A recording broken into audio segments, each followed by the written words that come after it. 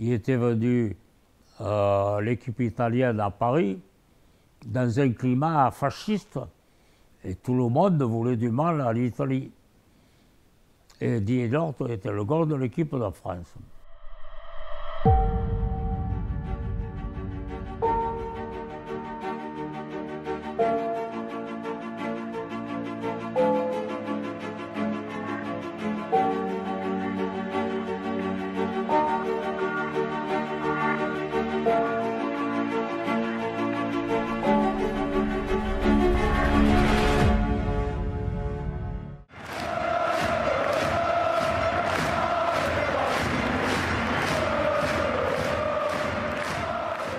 Plus de 45 000 spectateurs assistent à l'échange traditionnel du fanion que Delfour remet à Meazza, chef de file des Transalpins.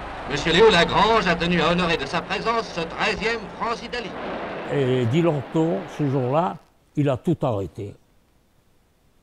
Il a tout arrêté. Le tir était devant lui, shooté, il plongeait pour lui. Dès les premières minutes, l'équipe italienne, en maillot clair, balayée par une large bande blanche, semble vouloir donner à la formation française une leçon de football. C'est vrai que dans l'histoire du football national, cette fois, ce match a été extrêmement marquant. Et je crois qu'il a fait passer Laurent Di Lorto du statut de très bon gardien à celui de statut de gardien historique, dont on se souviendra pendant l'éternité. À la reprise, l'allant de l'équipe de France ne parvient pas à enrayer la furia italienne. Sans cesse, notre gardien, en la personne du méridional Di Lorto, est harcelé. À la 24e minute, Ferrari marque un but de près, mais un juge de touche signale hors-jeu. Courte discussion entre joueurs, vite apaisée grâce à la discipline et à la sportivité des équipes et du public. Et ça a été un match nul, mais un match nul, une victoire, parce que c'était inscrit que c'était les Italiens qui allaient gagner, tu vois. Toujours maître de ses étonnants réflexes, toujours là où il fallait qu'il fût, Di Lorto sauve les situations les plus désespérées. Ce n'est qu'au coup de sifflet final que le stade entier reprend haleine. Grâce à Di Lorto, nous avons tenu en échec les vainqueurs de la Coupe du Monde. Il a eu sa photo dans le monde entier du football, et surtout dans les journaux parisiens, il a répété Di Lorto, Di Lorto, Di Lorto. Et le plus fort, c'est qu'il était d'origine italienne, lui, Di Lorto. Alors, est-ce qu'il y a eu une influence sur son comportement? Est-ce que le contexte extérieur a joué? Je ne le pense pas, parce que bon, j'imagine que, bien que d'origine italienne, il était vraiment pleinement intégré donc, à l'équipe de France. Une figure complètement emblématique, non seulement du sport martégal, mais également de Martigues. Il fait partie de son histoire. Alors, non seulement à travers donc, le goal lui-même, mais également à travers la famille Di Lorto, qui a laissé une empreinte assez remarquable dans Martigues, à travers non seulement le sport, mais également la résistance et aussi l'enseignement, parce qu'il y a eu également des enseignants Di Lorto qui ont fait partie de cette génération d'enseignants que nous avons tous connus et appréciés. Moi, quand je suis arrivé ici, c'est bizarre, c'est le premier gymnase que j'ai vu en vrai. C'est qui portait son nom, ça me fait bizarre parce que... Et j'arrive, je dis putain, mais Di Lorto, j'ai entendu. Et en fin de compte, c'est Patrick Do, une fois qui me parlait des anciens Di Lorto, c'était... voilà, c'est le numéro 1, quoi. Quand il parlait de Martigues, on disait Di Lorto, c'était... on aurait pu dire Platini, voilà. Et bien c'était Di Lorto ici. Et comparé une fois, je me rappelle, il y a un journaliste qui a comparé Durand à Di Lorto, c'était... Et c'est là que je me suis dit, c'est vraiment, oui, c'est vraiment, ce gardien est vraiment exceptionnel. Ah, ben, disons que déjà le football était complètement différent de ce qui se pratique à l'heure actuelle. Et puis il y avait beaucoup moins de médias, donc pour avoir un titre comme ça à l'époque, ça devait être un très très grand gardien de but, quoi. Donc après, au niveau du jeu, je ne l'ai jamais trop vu jouer, j'étais un peu trop jeune quand même à l'époque. Di Lorto, il a été pris à Martigues, c'était le goal de Martigues. Il était bon quand il était jeune. Et ils étaient venus pour prendre l'avant-centre le demi-centre de Martigues, qui était un pêcheur, Pignatel il s'appelait. Et Pignatel leur dit, bon, moi j'aime trop mon boulot, je n'aime pas le ballon, c'est pour me distraire. Combien vous me proposez? Alors les autres lui ont dit, vous rigolez vous. Dans une journée, au Calais, il avait une Calais, je la gagne, je gagne ça, moi non. Et puis ça ne m'intéresse pas. Ça ne m'intéresse pas. Parce qu'il était dur derrière. Oh putain. Moi je l'ai vu le dernier match. Putain, il était dur, hein, ce type. Et ils ont vu Di Lorto. Et le petit gars, il ne veut pas venir. Lui, il avait 18 ans, je crois. Et lui, il a dit oui. Ah putain, lui, il avait, je crois qu'il n'avait pas travaillé. Il ne travaillait pas, je crois. Ou il travaillait avec son père. Je ne sais pas. Enfin, et donc, il a suivi l'OM pour ça. La finale de la Coupe de France se dispute devant le président de la République et plus de 40 000 spectateurs entre les équipes de l'Olympique de Marseille et du Stade Rennais. Les joueurs marseillais portent le maillot blanc. Adieu, Venise provençale, adieu pays de mes amours. Panique, je vais te montrer l'endroit où on rentrait. Ça, c'était les appartements, c'était la maison de Di Lorto, de la famille Di Lorto. Laurent, toutes les années, au mois de juillet, pendant les vacances, il descendait, passait une semaine voir ses parents ici. On était toute une bande de chenapans, comme on dit, qui habitaient ici, dans la rue des Tours et puis dans la rue Langar. Et puis, donc on jouait au ballon. Des fois on jouait au ballon dans la rue, mais des fois on jouait au ballon à la ribe.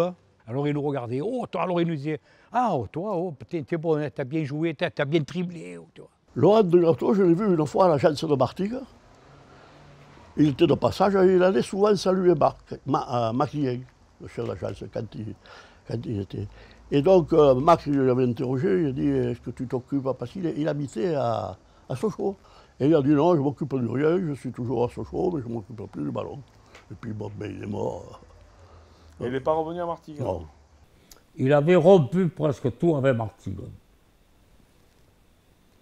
Et Martigues le portait comme ça. Bon. Mais lui, il avait rompu.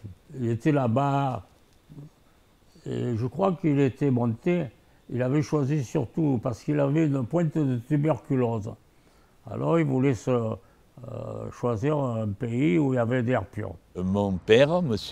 Joseph Lopez, en appelait Pépé, et a joué avec lui. Il était amoureux du football, donc automatiquement, je savais que M. Di Lorto, le poids qu'il pesait, et nous avions, nous, un respect énorme, les petits, c'est Di Lorto. C'était une vedette. Oh là là. Alors après, il y a eu une tradition de Gaulle. Oui. Il y a eu Vincent Galli. Oui, Cornille, n'oublions pas. Racontez-nous les Gaules. Ah, les Gaules ont toujours été bien au FCM, les Gaules. Il y a M. Cornille, qui était un homme très bon, qui est parti aussi à Sochaux. Et M. Galli, qui lui, on a fait le fou volant.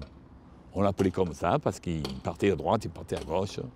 Et il était très, très, très, très fort. Et après, il y en a eu d'autres. Oui, mais moins fort que ces trois. Et surtout, c'était trois Martégas. Et voilà, on va dire ça. Qu'est-ce qui a changé dans le rôle du gardien dans le football depuis ces années-là?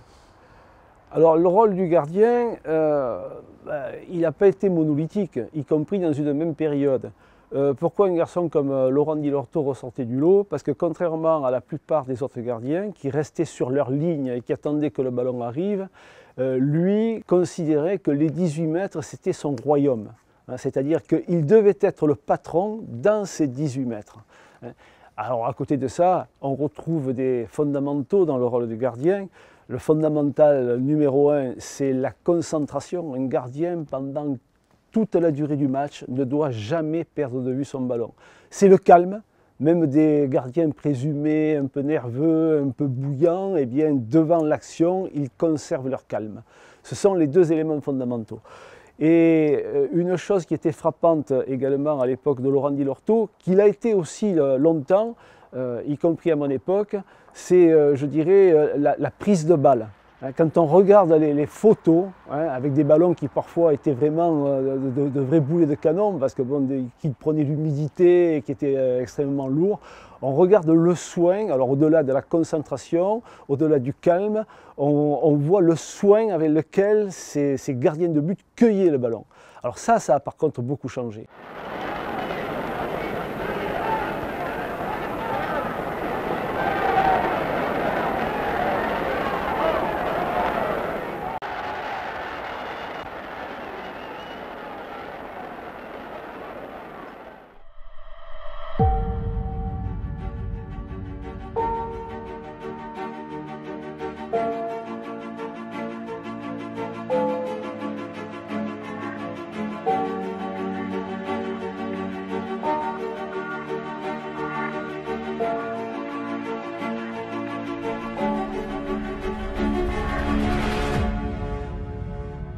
Je vais te dire une anecdote.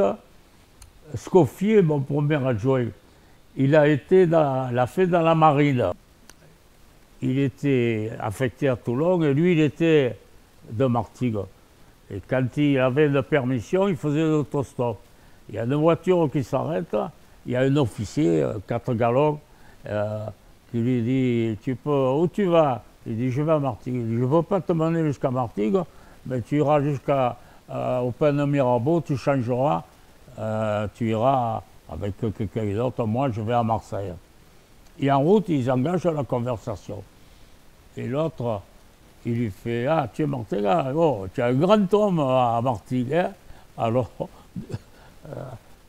Scoffier, qui était ignorant de politique, il lui dit ah oui, Di Lorto, il lui fait.